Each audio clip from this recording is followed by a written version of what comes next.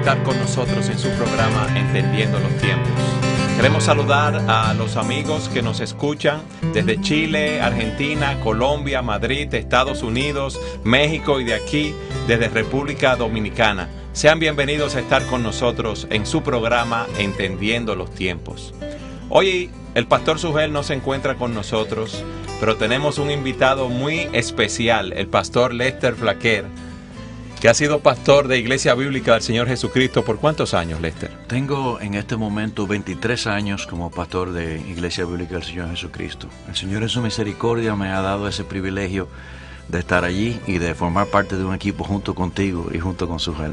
Qué bueno. Tú ahora estás primariamente como director y administrador del Colegio Cristiano Logos. Correcto. Durante esos 23, yo diría un año más, 24 años, he sido el director administrativo del Colegio Cristiano Logos. Dios me ha puesto a trabajar allí y ha puesto la educación cristiana en mi corazón, y desde esa plataforma fue que empezamos a trabajar en el ministerio también. Gracias por aceptar nuestra invitación y estar aquí con nosotros. Es un placer para mí. Hoy vamos a continuar hablando acerca del matrimonio. Si queremos entender lo que sucede en nuestra sociedad, si queremos entender la actualidad desde una perspectiva bíblica, debemos saber lo que sucede con las familias, lo que está sucediendo con los matrimonios.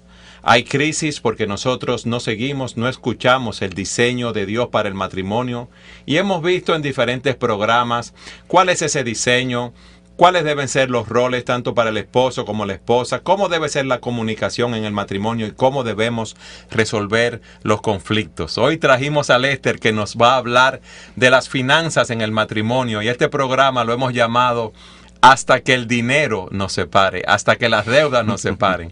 Cómo enfrentar las crisis financieras en el matrimonio. Tú tienes mucha experiencia, Lester, porque estos años has trabajado mucho con matrimonios, y como director del colegio sé que también trabajas con muchos padres, con muchas parejas que tienen diferentes crisis, y una de ellas son las finanzas en el matrimonio. Tú sabes que hay diferentes puntos de vista de cómo uno debe gastar el dinero. El esposo piensa que debe hacerlo de una manera, la esposa piensa que debe hacerla de otra.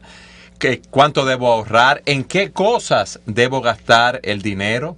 Quizá el esposo piensa que debe producir mucho y por eso quiere trabajar 12 horas diarias.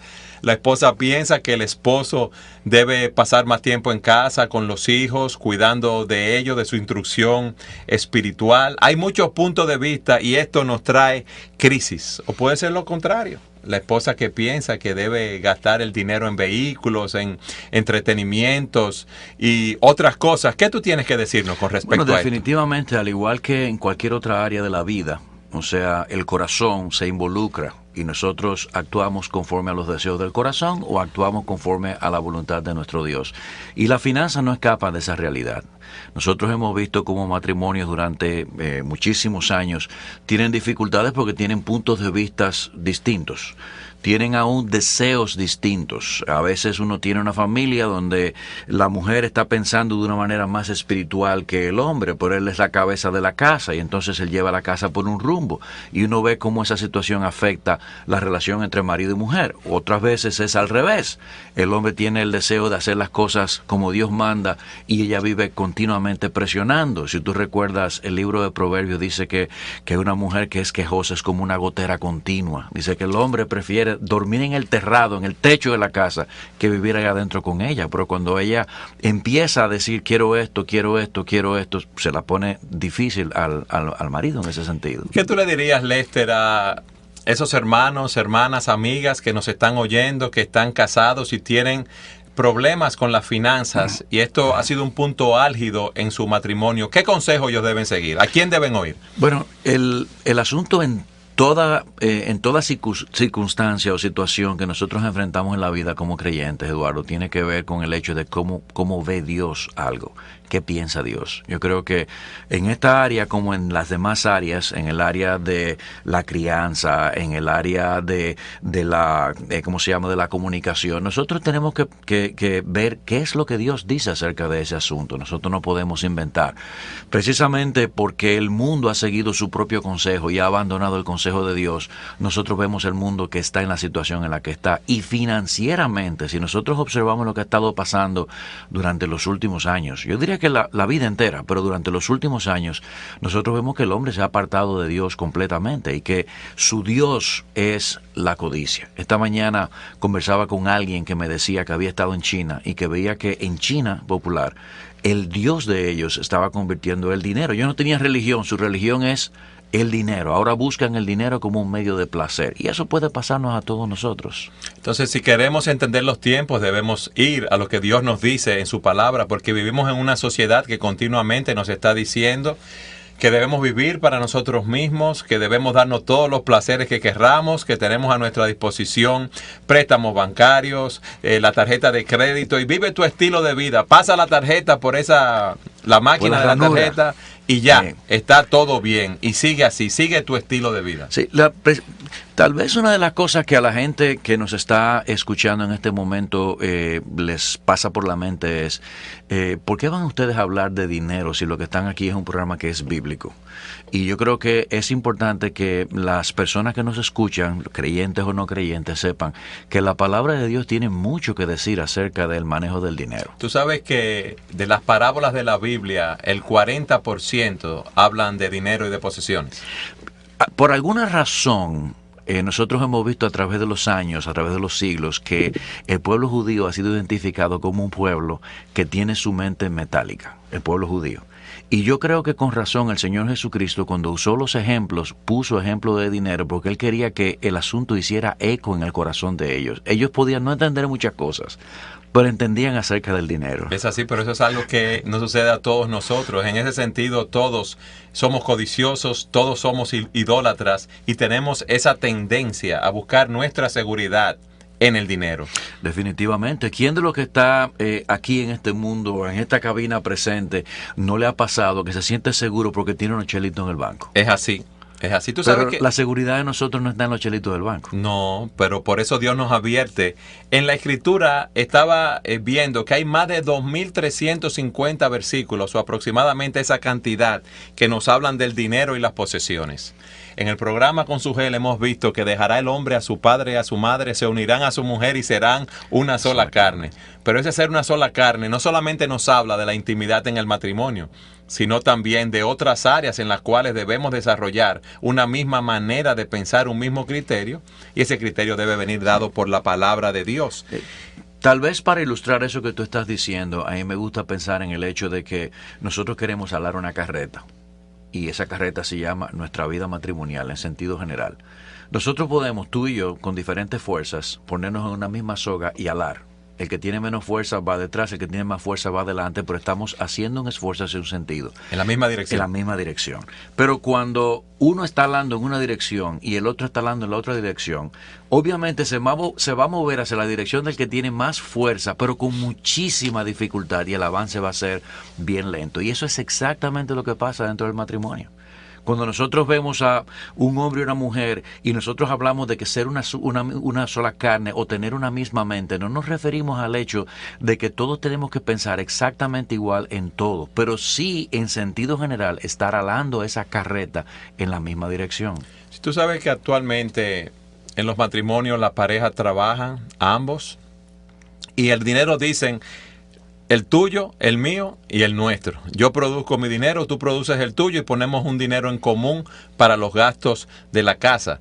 Nosotros no debemos pensar así porque sabes que la Escritura nos enseña que Dios es que nos da todas las cosas. Dios es el dueño de todas las cosas. Dice la Escritura de Jehová es la tierra y su plenitud, el mundo y los que en él habitan. Mía es la plata, mía es el oro, dice el Señor. Entonces el primer criterio, mi primer pensamiento que debemos desechar de nuestras mentes es ese. Este dinero es mío, este dinero es tuyo. No, todo lo que nosotros tenemos es de Dios y Dios nos lo provee a nosotros en nuestro matrimonio para que con ese dinero, con nuestras vidas, nosotros glorifiquemos a Dios. Decíamos hace un momento atrás que la Biblia habla mucho acerca del dinero. Y Dios hace referencias directas e indirectas. Y el mismo Señor Jesucristo habló acerca del dinero. Pero viene a mi mente ahora que tú estás mencionando eso, el hecho de que Dios le llama, Dios le llama la atención por la forma en que el hombre utiliza el dinero cuando lo está usando pensando en sí y no pensando en él y en su obra. Y eso es algo que está, que es una advertencia muy fuerte en la palabra de Dios. El Señor le dice a esos hombres: ustedes atesoran para sí, ustedes arreglan sus casas, ustedes preparan todos los suyos, y lo último en lo que ustedes piensan en la casa mía es en la obra mía. O sea, Dios no es indiferente a cómo la gente utiliza el dinero, que Él lo ve como suyo, como algo que es un préstamo que Él está dando a la gente, para que ellos lo utilicen de una manera sabia, cubriendo sus necesidades y usando el resto para Él. Es que las personas quizás no saben que nosotros somos administradores de los recursos que Dios nos ha dado y debemos administrar esos recursos de una manera sabia. En la Escritura se nos habla de personas que Dios le ha dado diferentes talentos, cantidades de dinero para que lo pongan a producir, pero no para ellos mismos, sino para que lo utilicen para la gloria de Dios. Entonces, nosotros no solamente debemos ver, Lester, que Dios es el dueño de todo y nos da todas las cosas, sino que nosotros somos administradores de los bienes que Dios nos ha dado. De hecho, a mí me gustaría mencionar, y perdona que te interrumpa en este caso en particular, que en la misma creación, cuando Dios dice hagamos al hombre a nuestra imagen y semejanza, inmediatamente pasa eso. El siguiente versículo dice que Él le dio al hombre la responsabilidad de administrar lo que Él había creado. O sea, Dios estaba haciendo al hombre copartícipe de esa obra de preservación, pero lo estaba poniendo como una persona que tenía la responsabilidad de manejar lo que era de Dios, para Dios. O sea, eso en el mismo Génesis capítulo 1, versículo 26 en adelante, nosotros encontramos a Dios diciendo: tú no eres dueño de la tierra, tú no eres dueño de los animales, tú no eres dueño del dinero, tú estás allí para regentear lo que es mío. Es un mayordomo, alguien a quien Dios ha puesto allí. Entonces las personas, el dinero que se ganan, deben entender que Dios es que se lo da para que lo utilicen de una manera sabia, no para gastarlo como a ellos les parezca, Lester. La gente normalmente dice: esos cuartos son míos. Me lo gané con el sudor de mi frente y lo gasto como me dé la gana. Entonces la pregunta que nosotros tenemos que hacernos: ¿y la vida quién te la dio? ¿Y las energías? ¿Y la salud? ¿Y la capacidad para pensar? ¿Y la providencia? ¿Y el trabajo? ¿De dónde viene eso? Es que el pecado ha distorsionado la mente del hombre. Y el hombre quiere vivir para sí y no vivir para Dios. Si alguien que nos está escuchando puede estar diciendo: qué bueno que hicieron este programa, qué bueno que están hablando de la finanza. Yo tengo muchas divergencias con mi esposo, con mi esposa en relación a las finanzas. Él piensa de una manera, yo pienso de otra. Qué bueno que debemos seguir los principios que dice la palabra de Dios. ¿Qué es lo primero que debo hacer para empezar a organizarme? Bueno, lo primero que uno tiene que hacer, entiendo yo, es que nosotros debemos tener esa mentalidad de que el dinero no es nuestro. Si nosotros no ponemos a Dios en el centro de nuestra vida, y en este caso en particular, en el centro de nuestro bolsillo, todo lo que nosotros hagamos va a ser distorsionado. Así que lo primero es, yo tengo que poner a Dios en el centro. Yo tengo que preguntarme, ¿qué dice Dios con respecto al uso del dinero? ¿Cuáles son las cosas en las que yo debo emplear los recursos que Él me da, que Él me provee y que ahora Él pide que yo los administre? Nosotros tenemos que tener la mentalidad de que un día nosotros iremos delante del tribunal de Cristo y vamos a dar cuenta por lo que nosotros hemos hecho. La persona piensa normalmente, bueno, lo que hemos hecho, si nos portamos bien o no nos portamos bien. No. Aún las finanzas caen dentro de estas cosas en las que nosotros tendremos que darle cuentas a Dios. Yo te proveí a ti una cantidad de recursos limitados y tú lo usaste mal. Yo te di a ti muchos recursos y tú lo usaste mal. Entonces debemos planificar cómo vamos a utilizar esos recursos, esos ingresos que tenemos, cómo vamos a gastarlos. Pero vamos a continuar hablando de esto en nuestro próximo segmento. Sigan con nosotros en su programa Entendiendo los Tiempos. Lester, decíamos en nuestro segmento anterior que nosotros debemos tomar conciencia que Dios es el dueño de todo, que Él nos da las fuerzas para nosotros trabajar, para el dinero que vamos a producir. Ahora, si un matrimonio nos está oyendo y quiere organizar sus finanzas, ¿qué es lo primero que debe hacer en ese sentido? Bien, nosotros, como tú mencionaste, decíamos, Dios tiene que estar en el centro, por lo tanto nosotros tenemos que seguir las instrucciones que Dios nos da. Y la primera instrucción que Dios da es el hecho de que alguien tiene que ser responsable último de esos recursos. Es decir, en cualquier empresa, y tú eres una persona que manejas en instituciones, manejas en una empresa, sabes que no puede haber dos cabezas en una empresa. No pueden haber dos personas que tengan el mismo nivel de decisión. Porque si hay dos personas que tienen el mismo nivel de decisión, uno va a considerar las cosas de una forma y otro lo va a considerar de otra forma. Y eso puede terminar en un caos. Fue como dijimos ahorita, esa carreta que está siendo alada, en vez de dos personas estar alando hacia un mismo sitio, van a estar alando hacia diferentes sitios cada uno. Por lo tanto, ¿quién es, según lo que Dios ha dicho en su palabra, la persona que está llamada a ser el administrador final? El esposo, que es la cabeza de la iglesia. Pero, Lester, alguna esposa que nos está oyendo puede decir, ay, pastor, pero usted no conoce a mi esposo. Ese hombre cobra y el dinero lo gasta. Si yo lo dejo a él que administre el dinero nuestro, el presupuesto de la casa, ¿viviríamos sin un centavo? Bueno, nosotros tenemos que mirar en una situación de esa naturaleza varias cosas. Primero, estamos hablando de un esposo cristiano que actúa de esta manera, porque si es así, tú tienes recursos para poder lidiar con eso. El recurso del Espíritu Santo, primeramente. En segundo lugar, el recurso de tú hablar en la iglesia con las personas que tienen autoridad sobre él para poder trabajar con esa dificultad. Pero si no es creyente, tú tienes el recurso del Espíritu Santo y de la oración para que tú puedas lidiar con la dificultad que tú te estás enfrentando.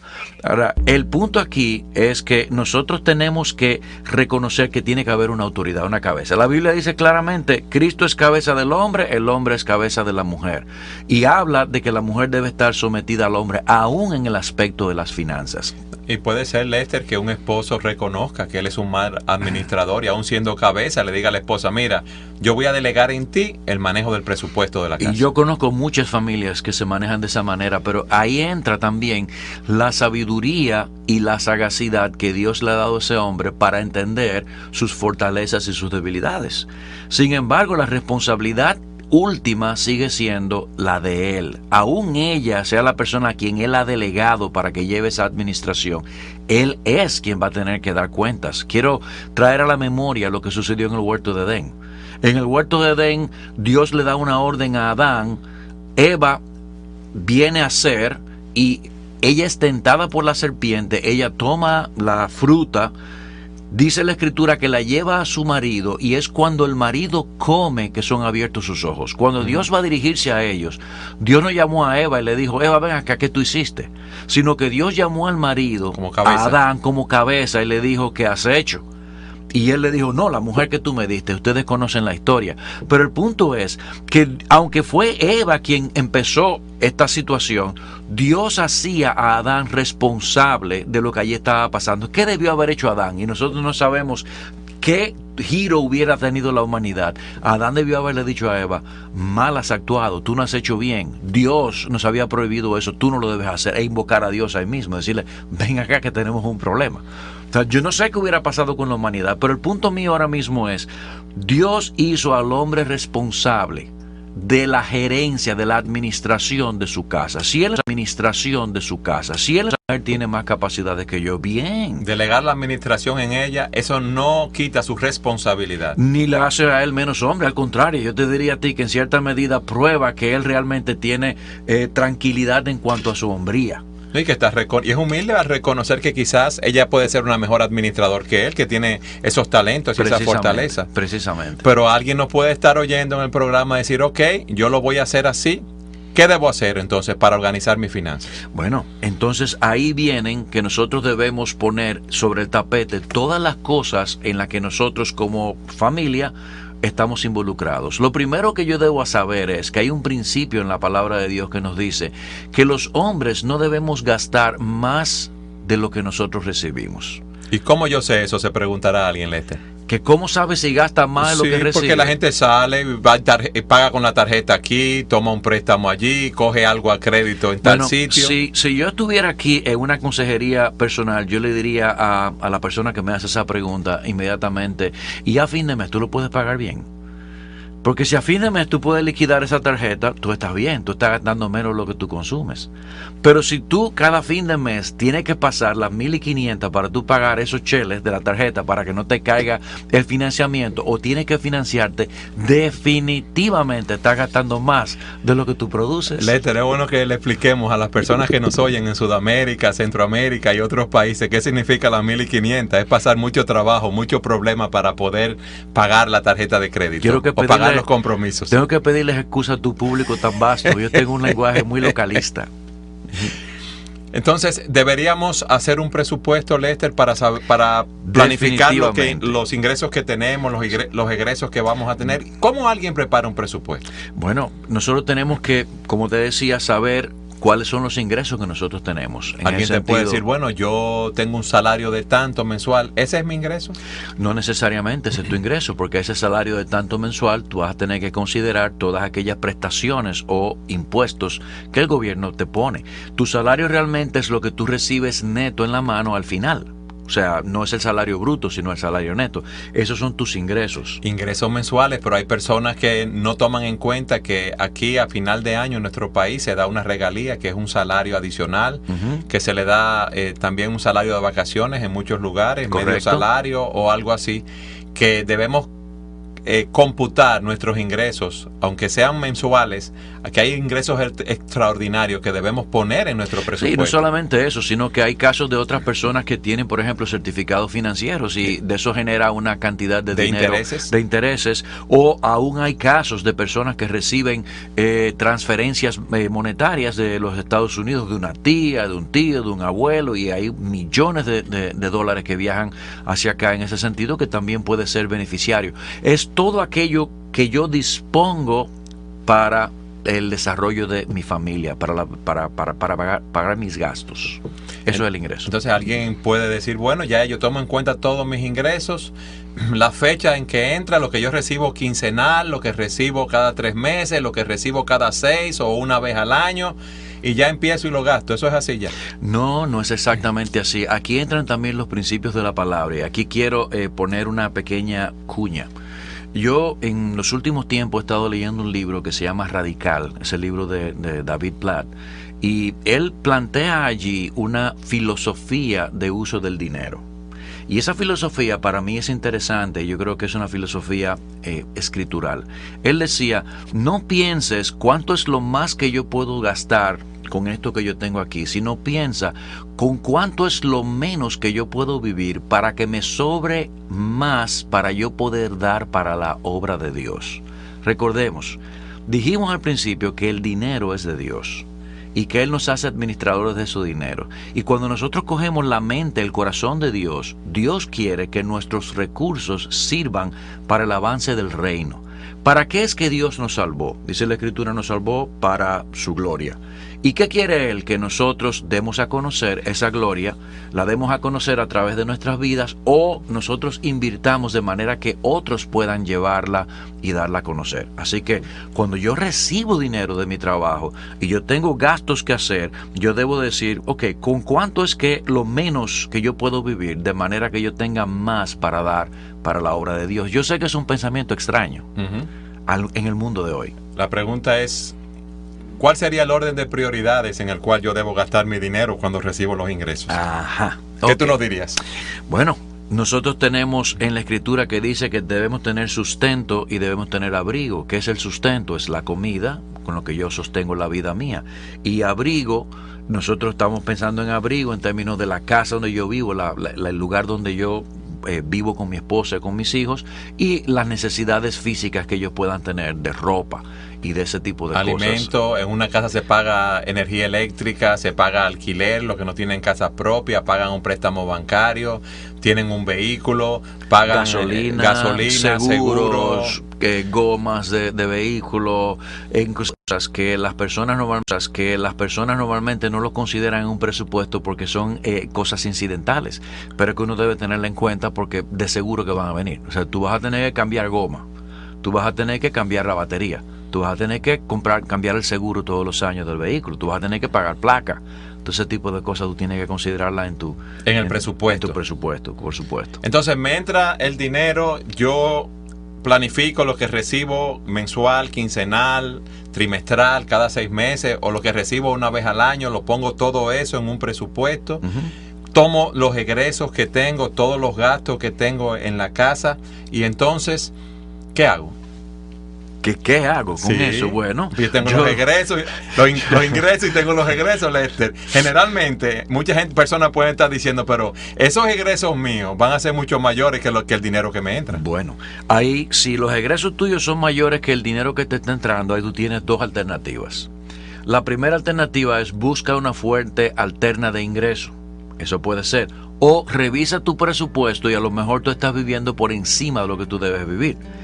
Aquí el punto, Eduardo, no se trata de qué es necesariamente, de qué es lo que yo quisiera que sucediera, sino que yo tengo que vivir de acuerdo a la realidad que yo tengo. El problema de nuestro país muchas veces es que las personas quieren vivir según se imaginan que ellos deben vivir y no según la realidad que tienen. O sea, si tú tienes para vivir en Villa Francisca, no pretendas tener un apartamento en el Sanchenaco. Es bueno aclararle a nuestros oyentes que quizás en Villa Francisca es una localidad de ingresos medios bajos, y en el otro lugar que tú dices es una medio alto, ingresos altos, que hay más gastos. Lester, nos están diciendo que debemos ir a una pausa. Vamos a continuar hablando acerca de esto en nuestro próximo segmento. Tú nos decías que hay personas que tienen problemas económicos, matrimonios, porque quieren vivir con un estándar muy por encima de sus ingresos. ¿Tú puedes abundar acerca de esto? Claro. Yo pienso que eso es un problema que está afectando el mundo entero y la iglesia no está exenta a esa situación. ¿Tú crees que eso es porque estamos siendo bombardeados por la publicidad, por un mercado, una sociedad tan consumista? Yo creo que eso tiene muchísimos factores. O sea, sí hay una publicidad muy fuerte que está diseñada inclusive para apelar a los gustos. Yo estuve hace unos días atrás viendo unos estudios acerca de la publicidad y de cómo la publicidad se encarga de identificar aquellas cosas que pueden producir deseos en el corazón del hombre. O sea, si yo no tengo una casa en tal lugar de tal tipo, un carro de tal tipo, yo no estoy bien. Miren, por ejemplo, los anuncios de perfume. ¿Con qué asocia uno el perfume al día de hoy? Uno asocia el perfume en la mujer y en el hombre con algo que conduce a una relación física entre un hombre y una mujer. Okay. No hay manera de uno asociar el perfume a algo simplemente agradable. Es más, si tú pones una escena donde hay flores, la gente lo ve cursi. Pero ¿con qué se asocia? Una mujer vestida de cierta manera, un hombre que hace clic en los dedos y todo aparece, todo viene, aparecen mujeres, aparece una serie de cosas. ¿Por qué? Porque se han dado cuenta que explotando esa parte negra del alma del hombre, ese deseo en el alma del hombre, ellos consiguen vender más. Y lo mismo pasa con la finanza y todas las cosas. Con todo, con absolutamente todo. Por ejemplo, ¿quién de los que está escuchándonos no quisiera manejar un 300X EL? Okay. Con asientos de piel, carro de lujo, que uno se sienta inmediatamente reconoce que es uno que se está en el asiento, se fuapa y se ajusta, y no tengo yo que estar como me pasa a mí discutiendo con mi mujer de que no me eche el asiento tan para adelante cada vez que se sube yo me meto. O sea, son cosas que uno dice, wow, si tan solo yo pudiera tener esto. Y de hecho, miren los anuncios de vehículos que salen en los últimos. Un vehículo ya no es un asunto utilitario. Es algo que da estatus a la gente. Entonces, ¿qué pasa? Empiezan a venderle a uno ese tipo de cosas. Pero encuentra resonancia porque en el corazón de uno está el deseo. Entonces encuentra resonancia porque si no, no hiciera ningún efecto. Entonces, tú me estás ofreciendo algo que me apela y yo me dejo atraer por eso en la maldad de mi corazón. Trato de adquirirlo aunque no pueda. Y me vuelvo loco porque yo estoy pensando, o sea, en la vida cristiana nosotros sabemos que nuestra identidad estamos escondidos en Cristo. Pero el mundo te está diciendo, no, tu identidad es lo que tú posees. Tu identidad es la apariencia que tú das. Y la gente te ve a ti según lo que tú viste, cómo tú andas, donde tú vives, los viajes que tú te das. Y la gente tiende a sentirse a menos porque no tiene lo que los demás tienen. Los cristianos, nuestra identidad es lo que somos en Cristo. Correcto. El que no es cristiano es lo que tiene, lo que aparenta, la imagen que presenta delante de los demás. Y eso es porque tiene un vacío en su corazón que trata de llenarlo con esas cosas materiales. Y precisamente por eso uno ve que las personas están en este mundo dispuestos a hacer lo que sea. Antes había en la sociedad el sentido de yo soy un hombre de respeto. Hoy en día a las personas no le importa eso. Yo soy un hombre de dinero. Ahora el valor es el dinero. ¿Por qué? Porque eso es lo que le da valía a la gente. No importa cómo lo tenga ese dinero. No importa cómo lo tenga ese dinero.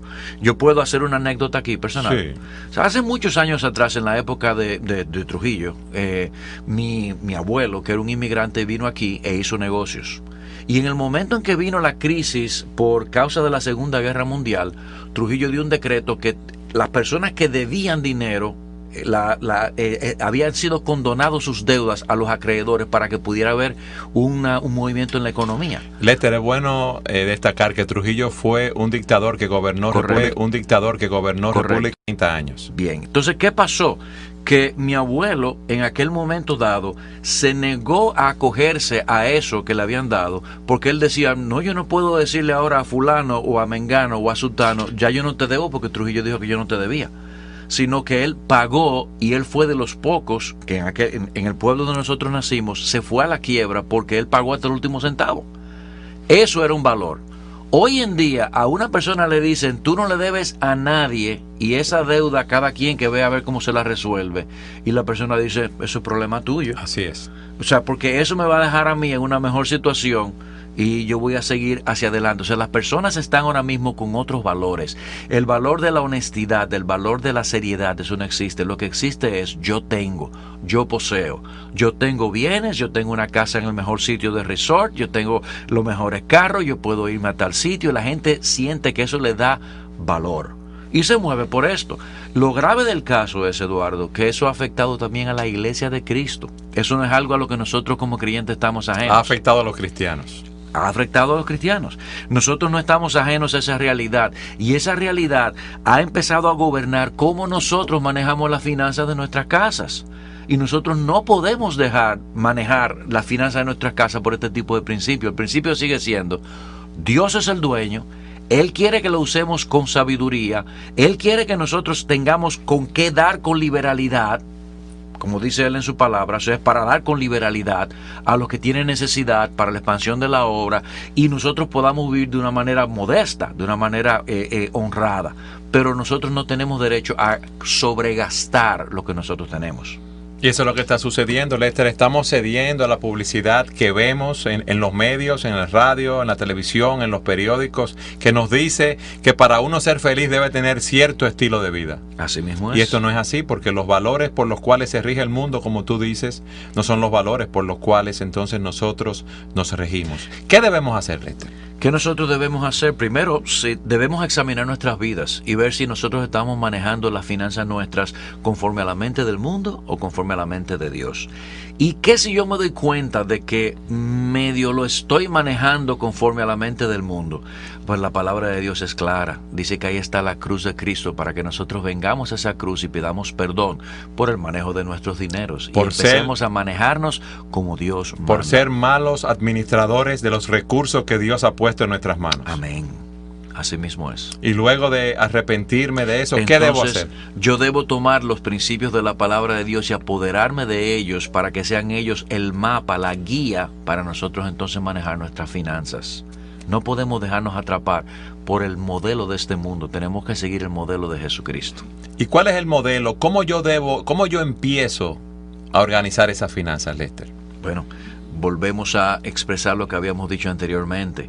Yo tengo primero que saber que la palabra de Dios dice, vive con aquellos recursos que te son necesarios. Bien, pero alguien nos está oyendo, dice, sí, yo quiero hacerlo así, yo quiero ver cuáles son mis ingresos, mis recursos, mis gastos, yo quiero organizar todas las cosas para yo agradar a Dios y también para tener la paz que uno recibe cuando están caminando correctamente, cuando no tiene esa presión de deudas, de personas llamando, de no poder pagar la tarjeta de crédito, de no poder pagar la hipoteca o el alquiler de la casa. Yo creo que nosotros debemos, como decía, arrepentirnos de nuestros pecados y empezar a hacer las buenas obras. ¿Y cuáles son las buenas obras? Yo debo sentarme y debo coger papel y lápiz y debo ver cuál es mi verdadera situación. Si tengo acreedores, yo te voy a decir lo que me dijo un amigo mío una vez. Me dijo, el que debe o paga o da la cara. Yo vine aquí para darte la cara. Lester, el tiempo se nos ha terminado. Vamos a continuar la próxima semana hablando de este tema. Hemos visto cómo Dios es el dueño de todo y Él lo provee para nosotros y nosotros somos administradores de los bienes que Dios nos ha dado y debemos administrarlos para su gloria. Así es. Tú has dicho que una persona que no está caminando bien, lo primero que debe hacer es arrepentirse de su pecado, de mal administrar lo que Dios le ha dado y debe empezar a andar correctamente. Pero vamos entonces a continuar hablando de esto en nuestro programa la próxima semana. Gracias por estar con nosotros, Lester. Agradecemos tu presencia aquí. Sabemos que tienes muchas ocupaciones, pero sabíamos que tu intervención en este programa iba a ser una bendición. Gracias a ustedes por invitarme. Amigos, nos vemos la próxima semana en su programa Entendiendo los Tiempos.